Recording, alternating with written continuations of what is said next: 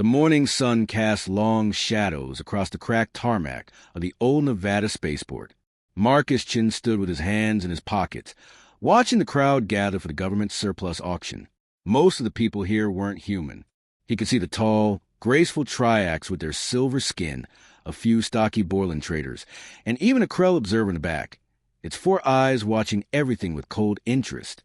Marcus checked his credit balance on his wrist display. 60 cents. That was all he had left after paying this month's rent and his sister's medical bills. He shouldn't even be here. But desperation made people do stupid things, and Marcus Chun was very desperate. 3 months ago, he'd lost his cargo hauling license. A Triax shipping corporation had undercut his rates, then reported him for a minor safety violation. In the 15 years since humanity had joined the galactic community, Marcus had learned one hard truth. Humans were always at the bottom, the newest members, the weakest economy, the species that barely survived first contact. Lot 47, the auctioneer's voice crackled through the speakers. Hangar 47, located in the restricted zone. Sealed since 2172. Sold as is, no inspections, no guarantees. Marcus looked up at the massive structure in the distance. Even from here, he could see the rust eating through the metal walls. The hangar sat apart from the others, surrounded by faded warning signs and old security fencing. Nobody had been near it in 15 years. Starting bid, 50 credits. The auctioneer said without enthusiasm. Silence. The aliens in the crowd shifted uncomfortably. Marcus noticed several Triax merchants exchanging glances, their face tendrils twitching in what he'd learned was a sign of nervousness. Come on, folks. Big hangar, lots of scrap metal. 40 credits. More silence. One of the Triacs actually took a step backward. 20 credits. Somebody give me 20 credits. Marcus frowned. Something was wrong here. Scrap metal alone should be worth hundreds of credits. Why was everyone avoiding this lot? 10 credits, the auctioneer said, sounding tired. 5 credits. Anybody. An old human man standing near Marcus muttered something under his breath. Marcus glanced at him. The man wore a faded maintenance uniform with an old spaceport security badge. What's wrong with it? Marcus asked quietly. The old man looked at him with rheumy eyes. You don't know? That's one of the sealed hangars from the Convergence War. Nobody goes near those. Bad history. What kind of bad history? The kind that scares the aliens more than it scares us, the man said. The kind we're supposed to forget about. The auctioneer was getting frustrated. Fine. 1 credit. Anybody want to bid 1 credit for a whole hangar? Marcus felt something stir in his chest. Maybe it was desperation. Maybe it was the way the Triax merchants were avoiding looking at the hangar. Maybe it was just stubbornness, the same trait that had kept humanity alive when the Krell Dominion tried to wipe out Earth's colonies 15 years ago. He raised his hand. 60 cents. The crowd turned to stare at him. The auctioneer blinked. Sir, the minimum bid is... You just asked for 1 credit. I'm offering 60 cents. That's my final offer because that's all I have. For a long moment, nobody moved. Then one of the Triax merchants made a sharp clicking sound and hurried toward the exit. Others followed. Within seconds, half the alien bidders had left the auction entirely. The auctioneer looked at his datapad, then at the emptying crowd, then back at Marcus. 60 cents. Going once. Going twice. He paused, as if hoping someone would save him from this decision. Sold to the human for 60 cents. Marcus felt his heart pounding. What had he just done? As he walked to the registration desk to complete the purchase, the old security guard caught his arm. Son, some places are cheap for a reason. That hangar's been sealed since the Convergence War ended. There's a reason the government wanted it gone, and the aliens wanted nothing to do with it. What's inside? Marcus asked. The old man's expression was unreadable. Something we built when we were fighting for survival. Something that scared our allies almost as much as it scared our enemies. The kind of thing humanity promised to bury forever when we joined the galactic community. He released Marcus's arm. Be careful. Some things are better left sealed. Marcus collected his access codes and security clearance. As he walked toward his beat-up ground car, he looked back at Hangar 47 in the distance. The afternoon sun made the corroded metal glow like old blood. He had 60 cents to his name and a sealed hangar that terrified aliens. Tomorrow, he'd find out why. Marcus stood in front of Hangar 47 the next morning with a crowbar and a sense of doom. The security fence had collapsed years ago, and the warning signs were so faded he could barely read them. Authorized personnel only and military restricted zone were still visible in peeling letters. The hangar door was sealed with a heavy magnetic lock, but the power had been dead for years. Marcus found the manual release and pulled. The lock groaned and clicked. He pushed against the door with his shoulder. Nothing happened. He pushed harder, his feet slipping on the cracked concrete. Finally, with a screech of protesting metal, the door moved. A gap appeared, then widened. Stale air rushed out, and Marcus stumbled backward, coughing. When the dust settled, he grabbed his flashlight and stepped inside. Darkness swallowed him whole. His flashlight beam cut through the gloom, revealing a space far larger than he expected. The hangar could have held 5 commercial shuttles easily, but there was only one thing inside. A ship. Marcus stopped walking. His breath caught in his throat. The vessel sat in the center of the hangar like a sleeping predator. It was unlike any ship Marcus had ever seen, and he'd seen plenty in his years hauling cargo across human space. This wasn't the blocky, practical design of human civilian ships. This wasn't the elegant, flowing curves of triax vessels. This was something else entirely.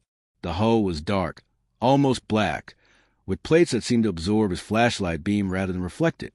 The ship was sleek and angular, built like a knife blade. No windows, no visible weapons ports, no markings except for a faded serial number near what might have been an airlock. What struck Marcus most was a condition. There was no dust, no rust, no decay. The ship looked like it had been parked here yesterday, not 15 years ago. He walked closer, his footsteps echoing in the empty hangar. His hand reached out before he could stop himself. His fingers touched the hull. The ship came alive. Lights flickered along the hull in patterns Marcus couldn't follow. He jumped back, his heart hammering. A low hum filled the hangar, growing louder. Panels near the front of the ship began to glow with a soft blue light. "No, no, no," Marcus whispered. "I just wanted to see what scrap I could sell." A holographic display materialized in the air in front of him. Symbols scrolled past, alien and incomprehensible. His cheap translation device on his wrist started beeping frantically, trying to make sense of the language. The screen flickered with fragmentary translations. Terran, prototype, authorization required, void breaker, class, restricted. Marcus backed away slowly. Terran meant human. Prototype meant experimental. Restricted meant trouble. He spent the rest of the day at the local archives, which was really just an old library that still kept physical records. The digital librarian, an elderly woman named Mrs. Chun, who wasn't related to him despite sharing a name, helped him search through classified files that had been declassified after the war. "The Convergence War," she said, pulling up old news footage on a cracked screen. 15 years ago, the Krell Dominion decided humanity was expanding too fast. They hit our colony worlds hard. We lost millions in the first month. Marcus watched footage of burning cities and ships exploding in space. He'd been just a kid then, living on Earth, far from the fighting. But he remembered the fear. Everyone thought humanity might be wiped out before we even got started in the galaxy. The galactic community eventually stepped in, Mrs. Chun continued, but not before we'd been pushed to the edge. That's when the military started the black projects. Secret weapons. Experimental technology. Things they didn't tell our allies about because... She paused. Well, because some of our allies were afraid of what desperate humans might create. She pulled up a document marked Voidbreaker Initiative, buried by treaty. Marcus read in silence. The Voidbreaker ships were designed during the darkest days of the war. 7 prototypes, each one built with one purpose: to win at any cost. They broke every rule of civilized warfare that the galactic community followed. They were too aggressive, too dangerous. Too human. When the war ended, the Galactic Council made humanity promise to destroy or seal away these ships. They were afraid, not of what the ships could do to Krell, but what they represented about humanity itself. So what happened to them? Marcus asked. Mrs. Chin closed the file. They were sealed in hangars and forgotten. The locations were classified. Most people don't even remember they existed. Marcus drove back to Hangar 47 as the sun set. He stood in the doorway, looking at the ship that waited in the darkness. The blue lights were still glowing softly. He bought this hangar for 60 cents.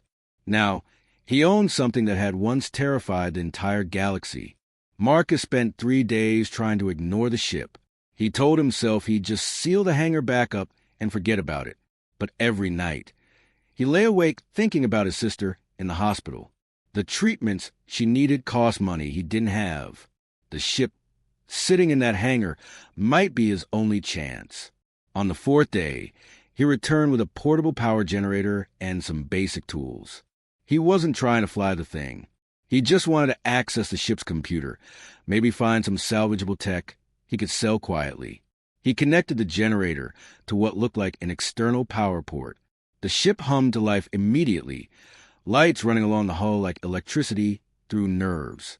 The airlock opened with a hiss of equalizing pressure. Marcus climbed inside. The interior was cramped and functional. No comfort, no wasted space. Every surface had a purpose.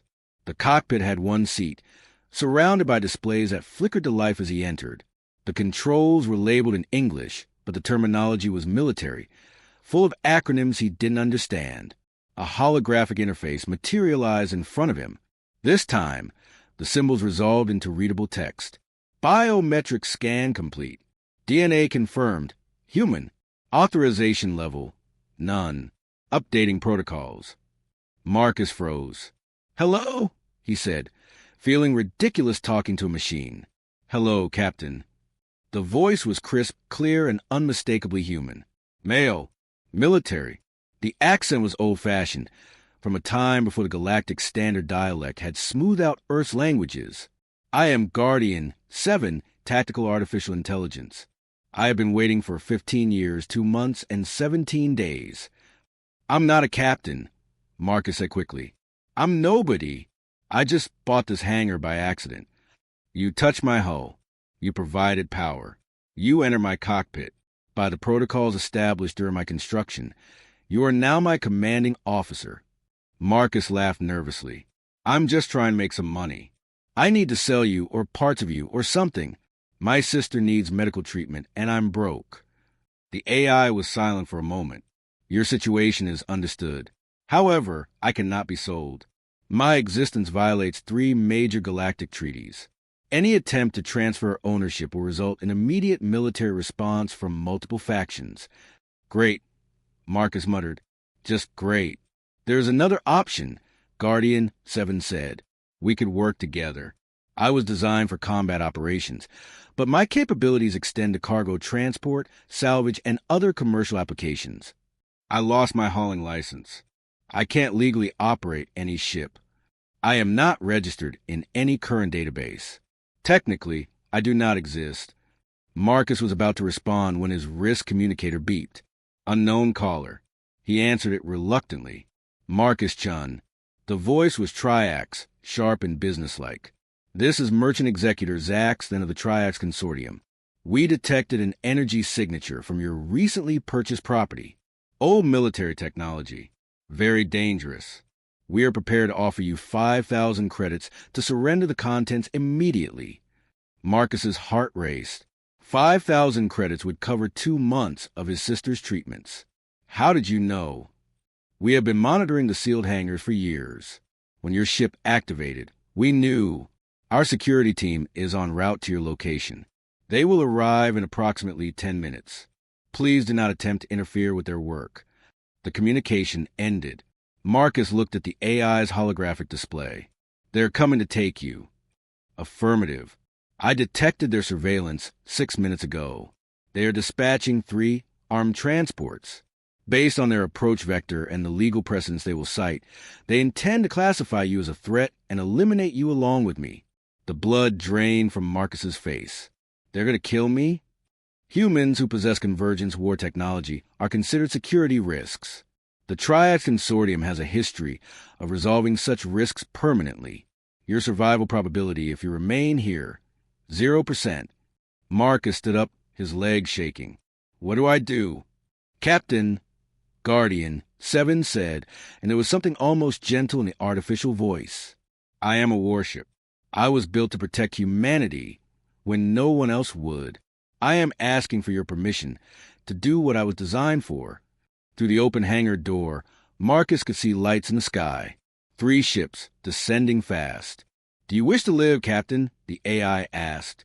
Marcus thought of his sister. He thought of the Triax merchant's cold voice promising death disguised as legal action. He thought of humanity. Always at the bottom, always pushed around, always told to forget what they were capable of. Yes, he whispered. Then strap in. Launch in 10 seconds. Marcus barely made it to the pilot's seat before Guardian. 7 fired the engines. The hangar doors exploded outward in a shower of twisted metal. The ship rose through the debris like a bullet, acceleration crushing Marcus into his seat. The last thing he saw before the G-forces blurred his vision was the 3 Triax ships scattering in panic. Space was silent and cold. Marcus gasped for breath as the acceleration finally eased. Through the cockpit displays, he could see Earth shrinking behind him and the 3 Triax ships turning to pursue. Where are we going? Marcus managed to ask. Away. Guardian, 7 replied. The Triax vessels are launching interceptors. For fighters inbound. Time to contact, 90 seconds. Marcus's hands gripped the armrests. Can we outrun them? Negative. Triax interceptors are faster in straight-line pursuit. However, I was not designed to run. The display lit up with targeting information. Marcus saw the 4 fighters spreading into an attack formation, their weapons charging. They were herding Guardian, 7 toward an asteroid field, a standard tactic to limit maneuverability. They are operating under civilized warfare protocols. The AI said, warning shots first, demand for surrender. Targeted weapon strikes to disable engines. They will attempt to capture us intact. That's good, right? Marcus said, hopefully. For them, yes. It gives them predictable patterns. Captain, I need your authorization to engage full combat protocols. What does that mean? It means I stop fighting like they expect and start fighting like a human. The Triax ships open fire. Bright energy beams lance through space, deliberately missing Guardian. 7 by meters. A communication came through. Unidentified vessel. You are in violation of galactic airspace regulations. Power down your engines and prepare to be boarded. Guardian. 7 didn't wait for Marcus to respond to them. Captain, authorization required. These opponents will kill you if given the opportunity. Do you authorize combat? Marcus thought of the merchant's cold promise. 5,000 credits and a quiet death. He thought of humanity, always apologizing, always trying to fit in with species that had never faced extinction. Do it, he said. Everything changed. Guardian. 7 stopped flying like a cargo hauler and became something else entirely. The ship twisted in space with impossible agility, diving toward the asteroid field the Triax had meant to trap them in. The fighters followed, confident in their numerical advantage. Triax combat doctrine prioritizes pilot safety. Guardian, 7 explained as it flew. Their ships have extensive life, support redundancy. They consider barbaric to target crew directly. That sounds reasonable, Marcus said. It is a luxury of species who have never faced annihilation. Guardian, 7 skimmed past an asteroid, so close Marcus could see the ice crystals on its surface. 1 Triax fighter followed. The AI waited until the last possible second, then fired a single shot, not at the fighter's hull, at the asteroid itself. The explosion sent debris into the fighter's path. The pilot swerved, emergency systems engaging, but a chunk of rock clipped the ship's stabilizer.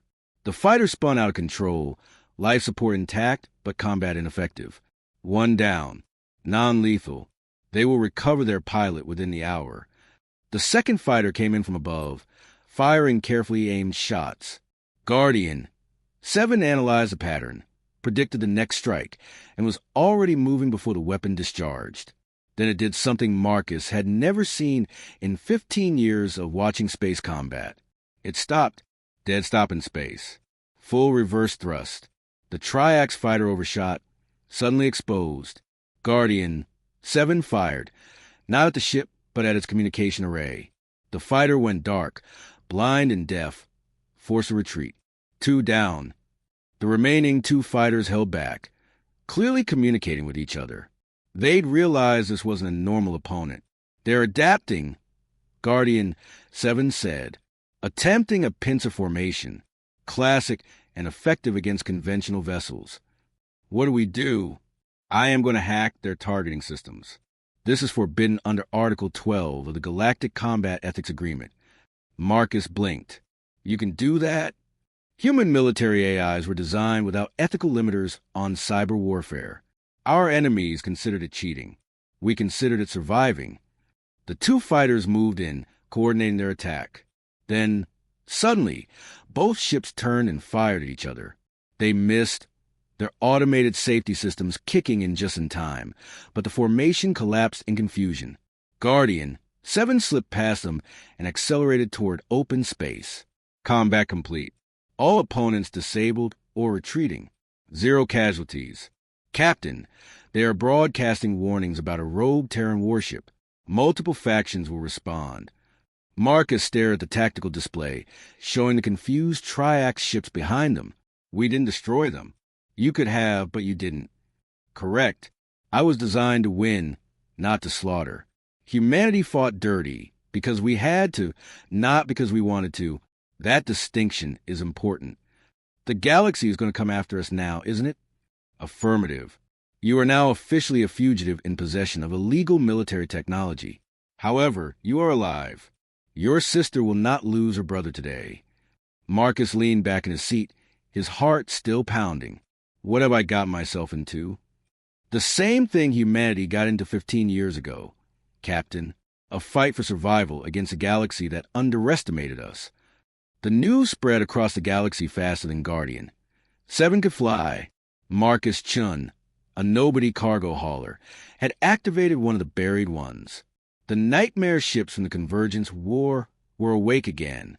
Marcus watched the broadcast from a hidden position behind one of Jupiter's moons. Every major news network was talking about him. The Triax Consortium called him a terrorist.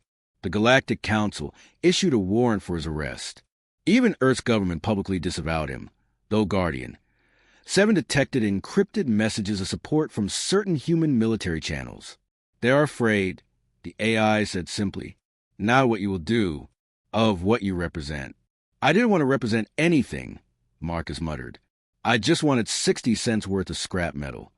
The Krell Dominion, humanity's old enemy, sent ships to hunt him. They remembered what human desperation had created. Several independent human colonies sent messages offering shelter, calling Marcus a hero for not surrendering. The galaxy was dividing over one broke pilot and his illegal warship.